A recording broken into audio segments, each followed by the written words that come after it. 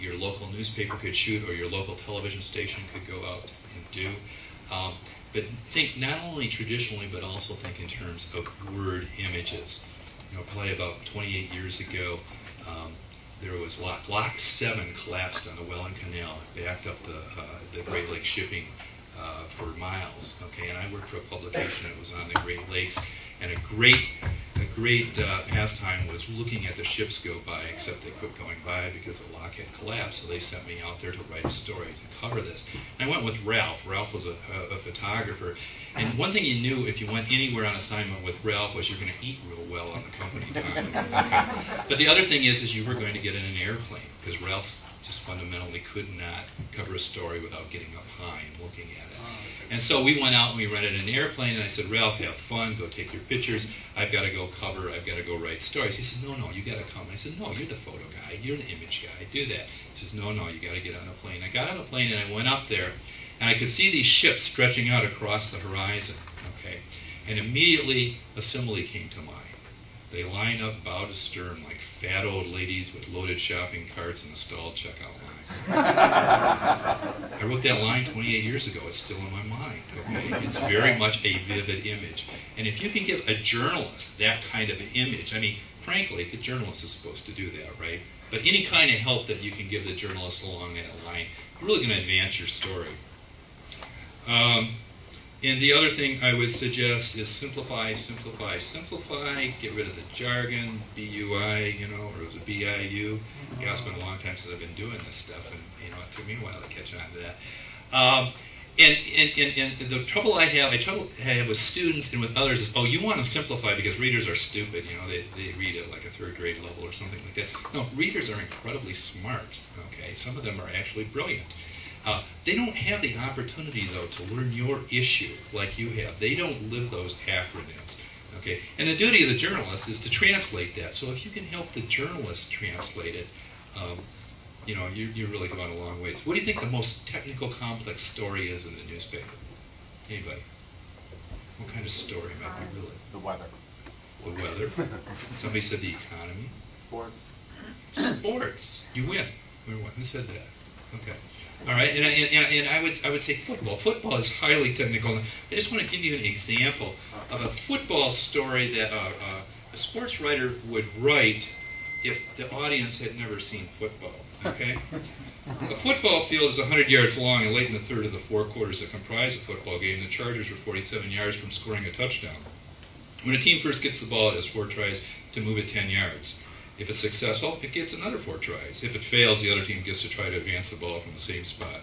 If either team crosses the other team's goal line, it scores a touchdown worth 6 points. It can then kick the ball over the goalpost for another point, or try to run or throw the ball across the goal line for 2 points. But a team can also punt the ball after 3 tries. The other team still gets a chance to advance for a touchdown, but punting makes it start much farther away from the goal line. During a punt, the player holds the ball in front of him before dropping and kicking it.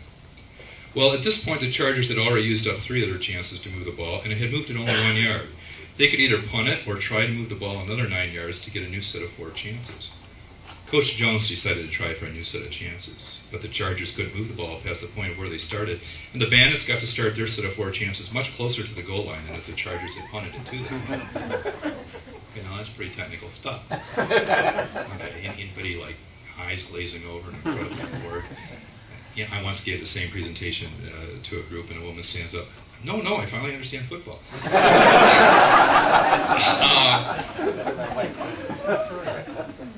Okay, so here's the same situation which could be reported in any sports section in America. Coach Jones gambled on 3rd and 9 from the Bandits' 47, but the Chargers were stuffed at the line, leaving the Bandits great field position. Okay, the point is we have common language of football. We don't have a common language of areas of concern, except maybe in this group, okay? And that's your challenge. That's what you have to break through. And it's not because readers are stupid. It's they just don't happen to know, your expertise in your particular field. Okay, and just a couple other quick ones. One, what you don't want to do is make friends with a journalist at a time of crisis. You want to lay your groundwork well ahead of time. Meet them outside of that kind of crisis atmosphere and begin to brief them on your very complex issue. The frustrating thing about this is journalists are very mobile, and just as you get one trained up, they go off to another publication, and all I can say is, sorry, let's start again. And then the other thing, and this is very controversial, and it's something that my industry is really struggling with, is bypass mainstream media. Okay, you know, and I know blogs sometimes got to have a negative connotation, but there's some very excellent blogs. Okay, there's some excellent blogs that gives you an opportunity to tell your story directly, but it also gives you the opportunity to tell your story to journalists who watch those credible blogs in news sites for story ideas. And that's kind of an exciting thing that's coming up. And what's interesting to me is the nexus between the citizen journalism movement in mainstream media and traditional journalists. I'll give you a very quick example. There was a guy by the name of Dan Gilmore who covers technology, used to cover technology for San Jose Mercury News. He went to Phoenix to cover an announcement, a company's announcement of how they were expanding. And he's in this room with all these other people who are listening to the CEO, talking about how wonderful the company was, how strong the future was. And he's writing his column at that very moment with a laptop, and he's sending it up to the web. Okay. Meantime, there's a guy in Maine who's reading Dan Gilmore's column about this guy, and the guy in Maine says, I could have sworn I saw an SEC filing the other day where the CEO had divested of all his stock holdings. He sends a message to Dan Gilmore. Okay. Gilmore looks up on the SEC site, by gosh, that's true. So then he starts integrating that into his column, except all the other business people in that office, in that room, they also had laptops, and they were reading what Dan Gilmore was posting. And the temperature in that room immediately got very, very cold, and the questions got very, very uncomfortable for the CEO. Okay. Local example, everybody here I'm sure is familiar with the whole Coast Guard controversy of arming the Coast Guard on the Great Lakes and doing live weapons training. Okay, the genesis of that story was some guy in the federal government who was reading the Federal Register and saw that this was posted and this was going to happen in a few days.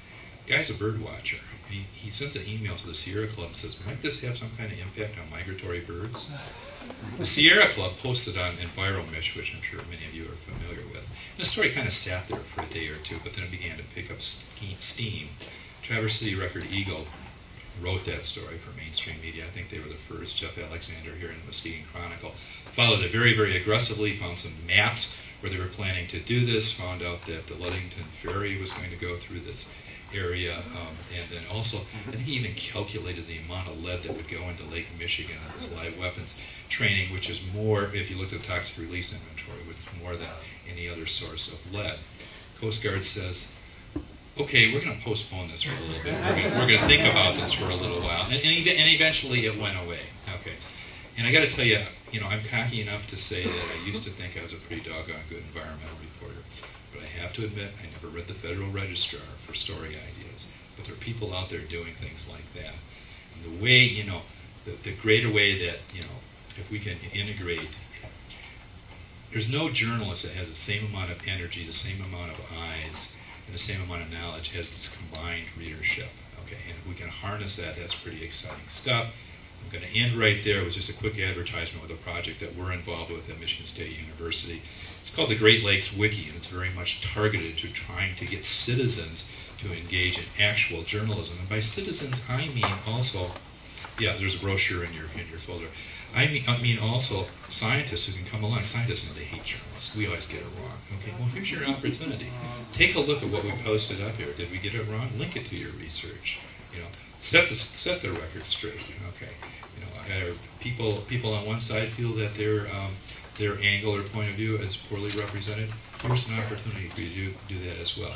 It's at GreatLakesWiki.org. We've got a portal built there already for areas of concern.